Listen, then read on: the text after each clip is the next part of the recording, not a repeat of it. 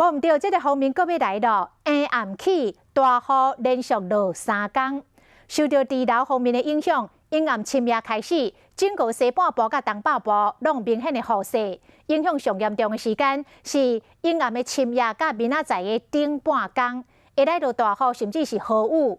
这个雨会一路落到拜四，高温嘛小可来下降，拢未超过30度，爱到拜五雨才会较停。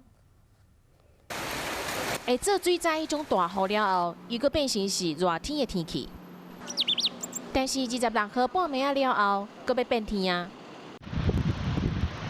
24号阴暗时开始要搁落雨啊，因为西南风加上锋面靠近台湾，会落大雨落3天。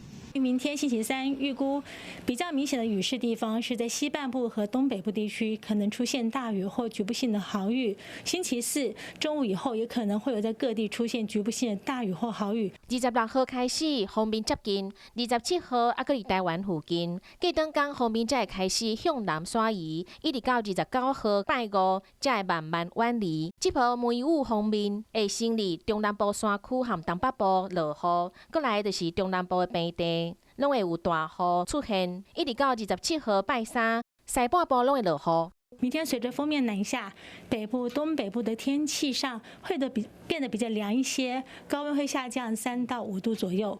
这波梅雨方面带来雨势，虽然讲无亲像顶一摆遐尼大，但是短短时间落足大的雨，这真正爱较注意咧。未来几天出门，千万唔通袂记哩，爱甲雨伞、雨伞拢总准备好。